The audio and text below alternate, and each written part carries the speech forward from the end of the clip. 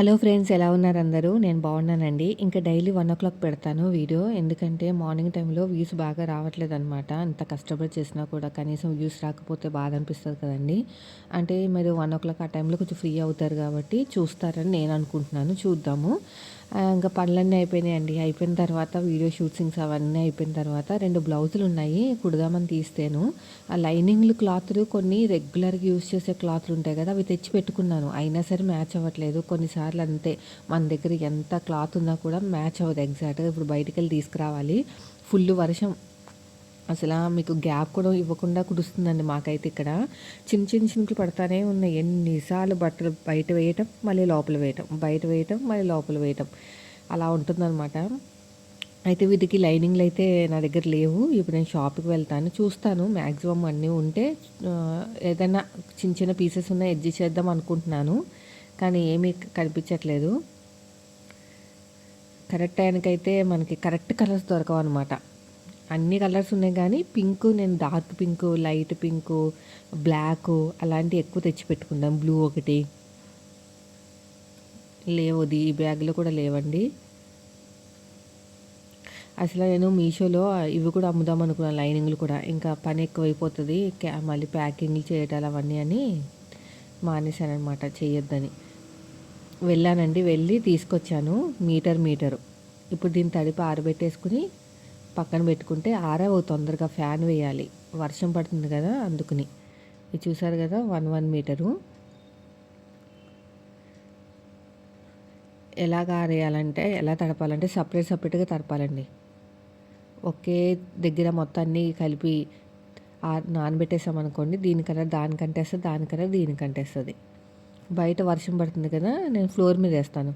ఆ దండాలు కూడా ఖాళీ లేవు, పైనంతా కూడానే దండాల పైన, అది తాడు పైన మొత్తం కూడా బట్టలే ఉన్నాయి. ఈ దుప్పట్లు గట్టిగా ఎండ వచ్చిందంటే దుప్పట్లు ఆరిపోతాయి. ఇలాగే ఉంచేస్తే కొద్దిసేపటికి గాలికి ఆరిపోతాయి.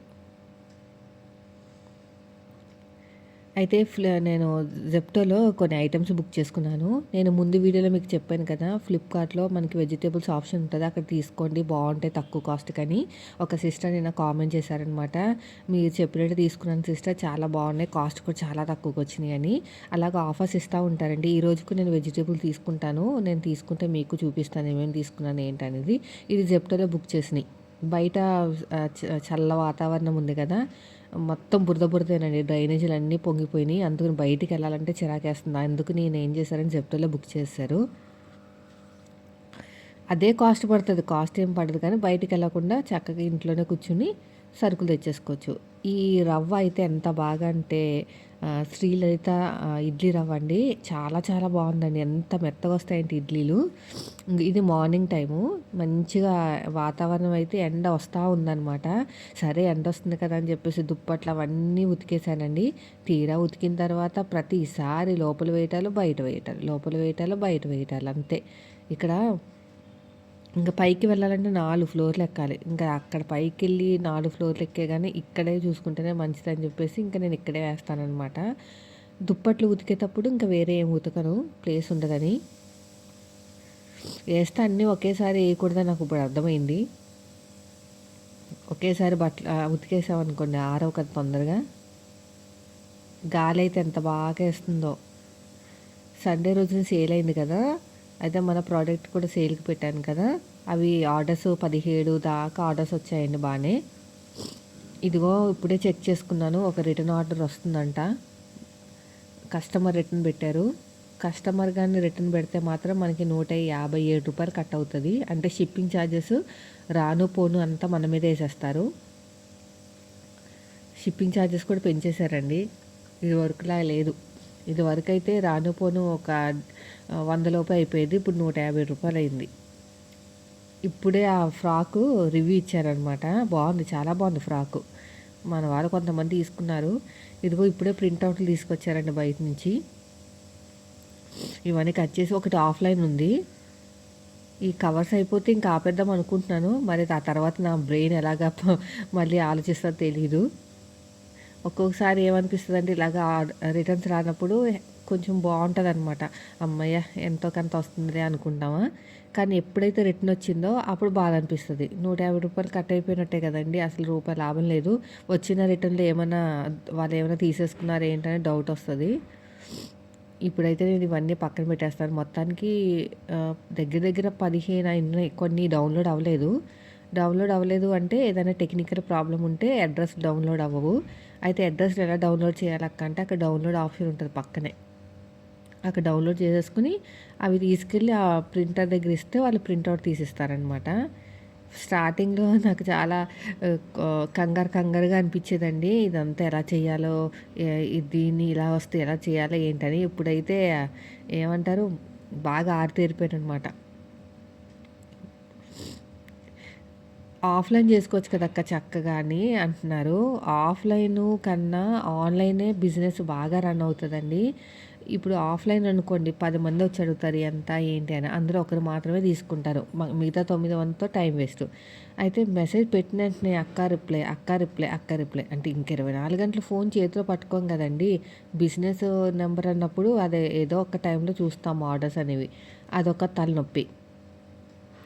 నెక్స్ట్ వచ్చేసి మనకి టైం వేస్ట్ అవుతదనమాట. అంటే వాళ్ళు చెప్తామంటారు. తర్వాత వచ్చేసి ఫోన్ అంటే ఇంక మాట్లాడే వదిలేస్తారు కొంతమంది. ఇక్కడ ఆన్‌లైన్‌లో అలా కాదు. నచ్చితే వెంటనే బుక్ చేసుకుంటారు. లేదంటే ఇగ్నోర్ చేసుకుంటారు. మనం ఇన్వాల్వ్ అవ్వము ఏమీని. ఎప్పుడో యాక్సెప్ట్ చేయడానికి మాత్రమే ఫోను ఫ్రీగా ఉన్నప్పుడు తీసుకుంటాము. ఇంకా రిటర్న్స్ ప్రాబ్లమ్ అనేది ఒకటి ఉంది కదా! అదనమాట. ఇంక ఇవన్నీ చెక్ చేసుకుంటున్నాను. కొన్ని ఇవే ఉన్నాయండి. ఇవి అయిపోతే ఇది కూడా ఔట్ ఆఫ్ స్టాక్‌లో పెట్టేస్తాను ఇంకా. ఎన్ని తెచ్చాను? దగ్గర దగ్గర 150 పీసులు తెచ్చానండి. మిషన్ క్లీనర్ అనమాట. గమ్ పెట్టేసి లోపల గమ్ పెట్టేస్తే కదలదు అటు ఇటు. మొన్న ఫ్రాడ్ జరిగింది కదా అందుకని. ఒక బండిల్ అయితే అయిపోయినాయి. ఇది రెండో బండలు. మొత్తం 3 బండిలు తీసుకొచ్చానండి. 3 బండిలు తీసుకొస్తే ఒక బండిల్ ఇప్పుడు అయిపోయింది. ఎవరిని అడిగినా కూడా రిటర్న్స్ రావడం కామన్ సిస్టర్. ఎందుకు ప్రాబ్లమ్ ఏం లేదు. మెయింటైన్ చేయను అంటున్నారు కానీ నాకెందుకో బాధ అనిపిస్తుంది. మనం తక్కువ మార్జిన్ వేసి అమ్ముతున్నాం కదా! అలా రిటర్న్ రావడం వల్ల లాస్ వస్తుందనమాట. లాభం కాకుండా లాస్. ఇవన్నీ కట్ చేసి పెట్టుకుంటే నెక్స్ట్ వచ్చే ఆర్డర్స్‌కి బావుంటదని చెప్పేసి ఇప్పుడే కట్ చేసేసుకుంటున్నాను. అంతా పక్కా ప్లాన్‌తో ఉంటదండి డే అంతా కూడాని. ఒక్క 10 నిమిషాలు బయటికెళ్ళినా కూడా ఇదంతా ప్లాన్ పోతదనమాట. మళ్ళీ నేను బయటికెళ్ళాలి. ఒక ఆఫ్‌లైన్ కొరియర్ చేయాలి కదా! అందుకని.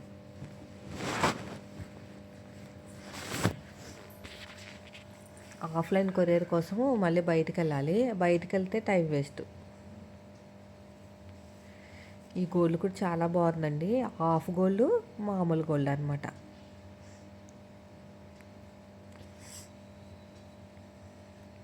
ఈ 3 కూడా ఎప్పుడు రన్ అవుతూనే ఉంటాయి. వాళ్ళే పంపించేస్తారండి మనం ఆర్డర్ పెడితే. కలర్స్ సెలెక్ట్ చేసుకోవాలి.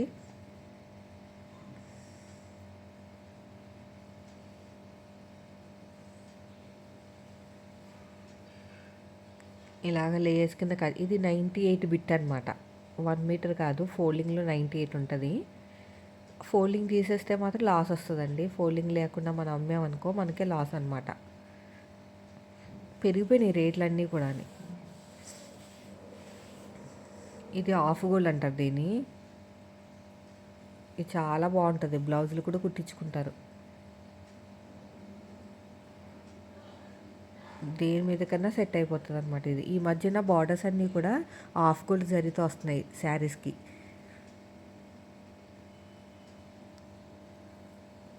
ఇలా లేయర్స్ కింద పక్కన కట్ చేసి పెట్టుకుంటే మనకి నెక్స్ట్ ప్యాకింగ్ చేసేటప్పుడు ఈజీగా ఉంటుంది.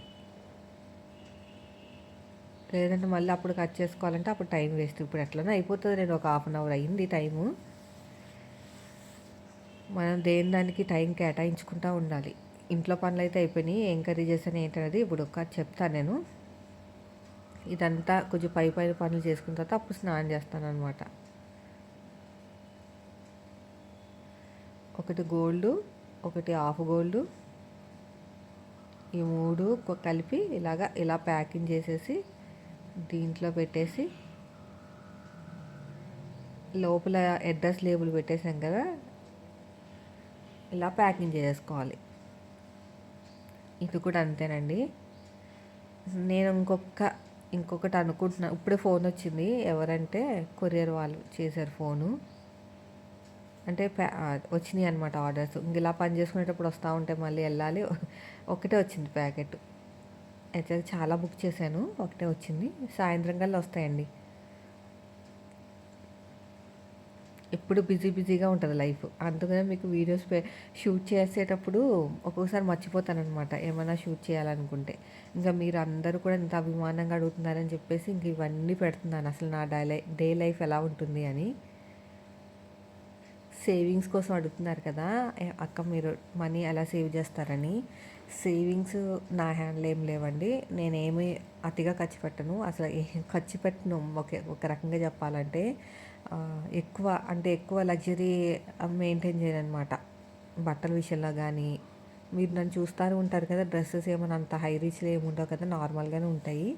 చెప్పులు కానీ అవన్నీ కూడా నార్మలే. ఆ దేవుడి దయ వల్ల మీ దయ వల్ల ఏదో కాస్మెటిక్స్ అవన్నీ కూడా వస్తున్నాయి. డ్రెస్సెస్ వస్తే బాగుండు, ఏదైనా బ్రాండ్ ప్రమోషన్స్ డ్రెస్సెస్ వస్తే నాకు వేసుకుంటానికి బాగుంటుంది. ఆ కాస్మెటిక్స్ ఏమో నేను ఏం వాడను ఫేస్కి, ఎవరికైనా తక్కువ రేటుకి అమ్మడం తప్ప. పోనీలేండి, ఎంతో కొంత వస్తుంది మీలాంటి వాళ్ళ వల్లే, మీరు సపోర్ట్ చేయడం వల్లే నాకు ఇక్కడ దాకా వచ్చింది. అయితే అమౌంట్ అంతా కూడా మనం 1 రూపీ సంపాదించినా కూడా ప్రతిదీ కూడా ట్యాక్స్ కట్టాల్సిందే. వాళ్ళు పంపించేటప్పుడు ట్యాక్స్ కట్ చేసి పంపిస్తారనమాట. ఇప్పుడు మనం షేర్ మార్కెట్లో అయినా సరే, ఇంకా బయట నుంచి ఎక్కడ సంపాదించిన దానికి ట్యాక్స్ ఖచ్చితంగా కట్టాలి. ఇప్పుడు నెక్స్ట్ ఇయర్ చూడాలి మరి ట్యాక్స్ కట్టాలా లేదా. ఈ ఇయర్ అయితే కట్టలేదు, నెక్స్ట్ ఇయర్ మరి కట్టాలా లేదా చూడాలి. ప్రతి రూపాయికి మనం సంపాదించే ప్రతి రూపాయికి నేను ట్యాక్స్ కట్టాలి. ఇది ఆఫ్లైన్ అండి, తెగ తిప్పలు పడ్డాను. అంటే అంత చిన్న దాంట్లో పంపించేద్దాం, ఒక థ్రెడ్ 3 ఏమోని ఇవన్నమాట, సరిపోవట్లేదు. చాలా రకాలుగా ట్రై చేశాను. అడ్రస్ చిరిగిపోతుంది. అడ్రస్ చిరిగిపోయిందంటే ఇంకా పంపడానికి కుదరదు కదా. పెద్దవి ఉన్నాయి, పెద్ద కవర్స్ అమెజాన్లో బుక్ చేశాను. ఒకప్పుడు మీకు గుర్తుందో లేదో 2 years బ్యాక్ కస్టమైజేషన్ చేశాను అనమాట నేను. అంటే బయట వాళ్ళు బ్లౌజులు కుట్టిన అప్పుడైతే నాకు చుక్కలు కనిపించినాయి అండి. ఎన్ని బ్లౌజులు వచ్చేసి నాయ కుట్టండి అని. అసలు నా వల్ల కాలేదు. ఇంకా స్టిచ్చింగ్ అంతా ఆగిపోయిందనమాట. అమ్మో ఇలా అయితే కాదని చెప్పేసి ఇంకా ఆపేశాను. స్టిచ్చింగ్ వీడియోస్ పెట్టడం కుదిరేది కాదు, కుట్టడాలే ప్యాకింగ్ చేయడాలే. ఇంకా మన వల్ల కాదని చెప్పేసి రావట్లేదండి దీంట్లో. ఇంకా తీసేసి వేరే దాంట్లో పెడతాను. చూడండి నేను డైలీలో ఎలాగ డబ్బులు సంపాదిస్తున్నాను, ఇంట్లో ఎలా మెయింటైన్ చేస్తున్నాను. ఇప్పుడు ఈ డబ్బులు సంపాదించిన ఇలా చేయటం ఎప్పుడు లైఫ్లో ఎప్పుడు చెయ్యము, అంటే కంటిన్యూగా చేస్తూనే ఉన్నాము కొంతవరకు. ఇలా కొంచెం అవకాశం దొరికినప్పుడు నేను ఒక వర్డ్ చెప్తూ ఉంటాను, ఈ దీపం ఉన్నప్పుడు ఇల్లు చక్కబెట్టుకోవాలని. అవకాశం వచ్చినప్పుడే మీరు దాన్ని వాడుకోవాలి. నాకు ఇప్పుడు అవకాశం వచ్చింది కాబట్టి నేను యూజ్ చేస్తున్నాను. తర్వాత నాకుంటూ ఒక గోల్ ఉంది కదా, సొంత ఇంటి కళ. అది కానీ రీచ్ అయితే మాత్రం ఇంత హార్డ్ వర్క్ చేయను అనమాట, కొంచెం తగ్గించుకుంటాను. ఎందుకంటే మనకు కూడా కొంచెం రెస్ట్ అంటూ ఉండాలి కదా. ఎప్పుడు ఇలా కష్టపడుతూ ఉంటే బాడీకి రెస్ట్ లేకపోతే కష్టం కదా. అందుకని అనమాట. ఇదిగోండి ఇవన్నీ ఆర్డర్స్.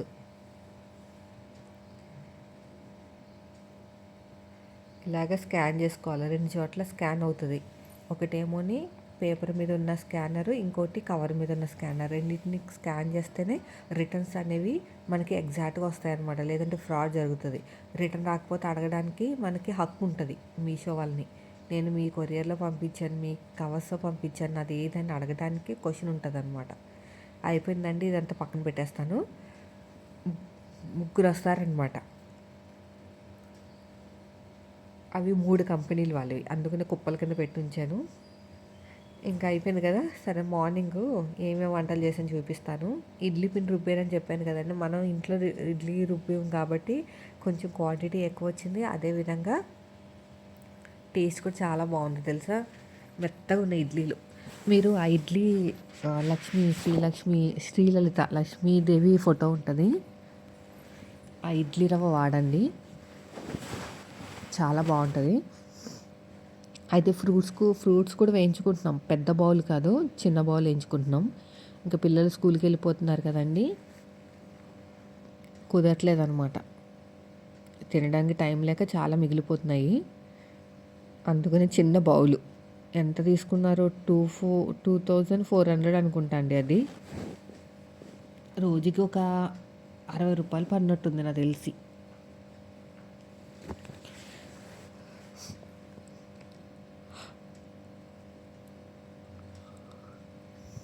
రెండు గిన్నెలు అయినాయండి. ఒక గిన్నె అయితే ఖాళీ అయిపోయింది. రేపు ఊతప్పం కావాలంట మాకు. ఇడ్లీ వద్దు, ఊతప్పం కావాలని. అంటే బయట వర్షం పడుతుంది కదా, అందుకనమాట. సేవింగ్స్ అంటూ ఏమీ లేవు. జస్ట్ ఆ అమౌంట్ అనేది పడిపోతుంది కదా దాంట్లో అకౌంట్లోకి. ఏదైనా అవసరం వచ్చినప్పుడు తీసుకుంటారనమాట. కొంచెం అకౌంట్లో ఉంటే వడ్డీ అని వస్తుంది కదండి. మన హ్యాండ్కి తీసేసుకుంటే ఈ మధ్యన హ్యాండ్ క్యాష్లు ఏమీ ఎవరు యాక్సెప్ట్ చేయట్లేదు, అంతా కూడా ఫోన్పేలు అవే కదా.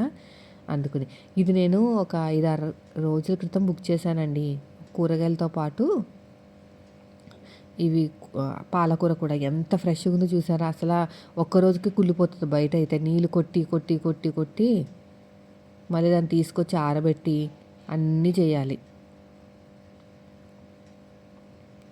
వీడియో నచ్చితే మాత్రం లైక్ చేయండి ఫ్రెండ్స్. నేను 1 o'clock పెడతానని చెప్పాను కదా, డైలీ అలాగే పెడతాను. వ్యూస్ వస్తే అంటే కొంచెం అయినా రావాలి కదండి. వ్యూస్ రాకపోతే నాకు కూడా ఇంట్రెస్ట్ రావాలి కదా. తక్కువ ఉంది కాబట్టి నేను యాక్చువల్గా ఫ్రై ఎక్స్పెక్ట్ చేశాను, కానీ కొన్ని పాడైపోయినాయి అనమాట. అసలు ఈ మాత్రం కూడా ఉన్నాయంటే చాలా చాలా గ్రేట్ తెలుసా. అసలు ఎంత బాగా ఫ్రెష్గా వస్తాయండి. అసలు మీరు ఆశ్చర్యపోతారు. ఒకసారి బుక్ చేసుకోండి మీరైతేనే. ఇవే ఉన్నాయి కదండి. దీన్ని శుభ్రంగా ఇప్పుడు కడిగేసాను. యాక్చువల్గా కట్ చేసిన తర్వాత కడగకూడదు, కానీ కొంచెము కుళ్ళిపోయిన ఆకులు దీనికి టచ్ అయినాయి అనమాట. అందుకని చెప్పేసి కొంచెం కడిగాను. యాక్చువల్గా కట్ చేయకముందే కడగాలి, మర్చిపోయాను అట కాన్సెప్ట్. పప్పు అయితే ఎంత బాగా వచ్చిందంటే ఫస్ట్ టైం అంత టేస్టీగా రావడం. నేను ఏమేం చేశాను, మీరు ఇచ్చిన సలహాలే పాటించాను ఆల్మోస్ట్. ఫస్ట్ పప్పు కడిగేసి ఒక అరగంట సేపు నానబెట్టేసాను. అంటే పిల్లలు టిఫిన్ తినే టయానికి విజిల్ వేయించేస్తే కరెక్ట్గా ఆ టయానికి అవుతుందని చెప్పేసి. అసలు యాక్చువల్గా అయితే నైట్ నానబెట్టుకోవాలి. ఇలా 2 సార్లు కడిగేసానండి. 2 సార్లు కడిగేసి దీంట్లో ఉప్పు ఉప్పు కాదు, పాలకూర వేసాను, పసుపు వేసాను, పచ్చిమిరపకాయలు వేద్దాం అనుకున్నాను, మర్చిపోయాను.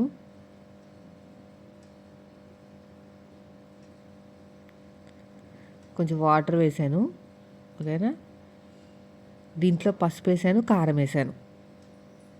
పసుపు, కారం, పచ్చిమిరపకాయలు వేసుంటే ఇంకా టేస్ట్ బాగుండు. కారం, ఉల్లిపాయ వేయమని ఒక సిస్టర్ చెప్పారనమాట. ఉల్లిపాయ వేయండాక చాలా చాలా బాగుంటుందని నేను అదే వేసాను ఈరోజు. ఒకటే ఉల్లిపాయ అంటే కొంచెమే కదా క్వాంటిటీ, అందుకుని.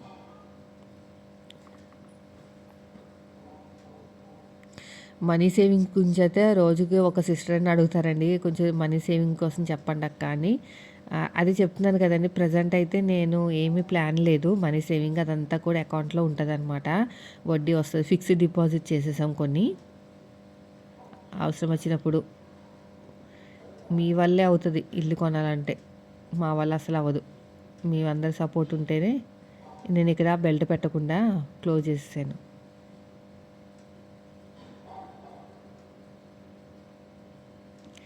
అంతే, పక్కన పెట్టేశానండి. ఇదంతా కొంచెం క్లీన్ చేసేసుకుంటే అయిపోతుంది. చట్నీ, పల్లీల చట్నీ చేశాను. పల్లీల చట్నీ కాదండి. ముందు రోజు చట్నీ చేశాను కదా, అది ఉందన్నమాట ఫ్రిడ్జ్లో. ఇంకా అదే చట్నీ. చింతపండు కడిగేసి నానబెట్టేసుకున్నాను. ఇంక ఇదంతా క్లీన్ చేసేసుకుంటే పొద్దున ఎంత హడావిడిగా ఉంటుందంటే, ఎంత పొద్దున్న వేసినా కూడా పని అవ్వదండి. పిల్లలు వెళ్ళేసరికి నీరసం వచ్చేస్తుంది ఈ మధ్యన. చేసి ఒక 5 నిమిషాలు రెస్ట్ తీసుకున్న తర్వాత మళ్ళీ పనులు ఉంటాయన్నమాట. ఇంకా మా పిల్లల కోసం స్నానాలు చేశారు. కొంచెం పెద్దగా అయ్యారు కదా, వాళ్ళే చేసేసుకుంటున్నారు స్నానాలు. ఇదివరకు నేను చేయించేదాన్ని. కాచి చల్లార్చి నీళ్ళు మాత్రమే తాగండి. నైట్ కాచేస్తాను, మార్నింగ్ బాటిల్లో వేసేసి మళ్ళీ వేడి చేస్తాను నీళ్ళు. చాలా బాగా వచ్చింది టేస్ట్ మాత్రం. పప్పు టేస్ట్ బాగుంది. మా వాడు పప్పు పిచ్చోడు, మా చిన్న బాబు. పప్పు అంటూనే ఉంటాడు. ఎన్నిసార్లు పెట్టినా తింటాడు పప్పు. మా పెద్దోడు అసలు దాని జోలికి కూడా వెళ్ళాడు. ఒకే ఇంట్లో ఉన్న ఎన్ని చేంజెస్ ఉన్నాయో చూసారా. ఇది నేను ఇది ముందు రోజు చేసింది చట్నీ, టమాటా చట్నీ, గట్టి చట్నీ అనమాట, పాడవదు, ఒక 2 రోజులు ఉంటుంది. సో ఇదండి ఈరోజు వీడియో. మీకు ఈ టైమింగ్స్ నచ్చితే ఖచ్చితంగా లైక్ చేయండి. నేను చూస్తాను, వ్యూస్ బాగా వచ్చినాయి అనుకోండి, ఇదే టైంలో పెడతాను అనమాట 1:00కి. ఇంకా పప్పు తాలింపు పెట్టేస్తా. ఉడికిందా లేదని డౌట్ వచ్చింది, ఎందుకంటే ముందు రోజు నానబెట్టలేదు కదా. యాక్చువల్గా అయితే మా వారు ఏమంటారు, నైట్ నానబెట్టేసుకోవాలంట పప్పు, గ్యాసు పట్టదంట అలా నైట్ నానబెట్టుకుంటే. చింతపండు పులుసు వేసేసాను, ఉప్పు, పక్కన తాలింపు పెట్టేసుకుని ఉంచుకున్నానండి. ఇది కొంచెం బాగా మరిగిన తర్వాత, అంటే మనం పులుపు వేసాం కదా, అదంతా బాగా మరిగిన తర్వాత ఇదిగో మరుగుతుంది చూసారా. ఆల్మోస్ట్ అయిపోయినట్టే. ఇంకా టేస్ట్ ఇదే స్టేజ్లో ఉన్నప్పుడు టేస్ట్ చూసుకుంటే ఏమైనా ఉప్పు అవి తక్కువ అయితే. నాకు ఈ మధ్యన కాదండి, ఒకసారి సెకండ్ వ్యాక్సిన్ వేయించుకున్నాను కరోనా, అప్పటి నుంచి నాకు టేస్ట్ తెలియట్లేదు తెలుసా, ఉప్పు టేస్ట్ తెలియట్లేదు. ఆ రోజు నుంచే సెకండ్ కరోనాకి ఎప్పుడైతే వ్యాక్సిన్ వేయించుకున్నానో, నాకు కరోనా రాలేదు, వ్యాక్సిన్ వేయించుకున్నాను కదా, అప్పటి నుంచి నాకు ఉప్పు టేస్ట్ తెలియట్లేదు అనమాట. చాలా డిఫరెన్స్ వచ్చినాయి వ్యాక్సిన్ వేయించుకున్న వాళ్ళు చాలామందికి. తాలింపు పెట్టేశానండి, టేస్ట్ అయితే అదిరిపోయింది తెలుసా, సూపర్గా ఉంది. అయితే అలాగే ఉంచేస్తే గట్టిపడిపోతుందేమో అని చెప్పేసి నేను హాట్ బాక్స్లో వేసాను, కానీ గట్టిపడలేదు ఏమీని. ఇంకా కొంచెం దగ్గరగా ఉడకబెట్టినా కూడా బాగుంది. ఇలా పలుచగుంటే పిల్లలు తొందరగా తినేస్తారండి గట్టిగా ఉన్నదానికన్నా. ఇంకా పిల్లలు బాక్స్లో పెట్టేసి సీక్రెట్గా పెట్టేయాలి పెద్ద బాబుకి. ఆలు ఫ్రై అని చెప్పాను, పప్పు అని చెప్తే ఎగిరి గంతేస్తాడు, నాకొద్దు అని చిందులోకి వేస్తాడు. నేను బాక్స్ పెట్టేస్తాను మార్నింగేనండి, మళ్ళీ నేను తీసుకెళ్ళను, ఎందుకంటే తెలిసిందే కదా, కొంచెం బిజీగా ఉంటాం కదా, మళ్ళీ అక్కడికి వెళ్తే వేడివేడిగా తీసుకెళ్తారు చాలామంది, కానీ మా పిల్లలకి అలవాటే. స్పూన్లు పెట్టేస్తాను అనమాట దీంట్లో, అంతే. స్నాక్స్ కింద డీమార్ట్లో కొన్ని బిస్కెట్లు తెచ్చారు, అది పెట్టేస్తాను ఇంకా. సో ఇదండి ఈరోజు వీడియో. నచ్చితే లైక్ చేయండి.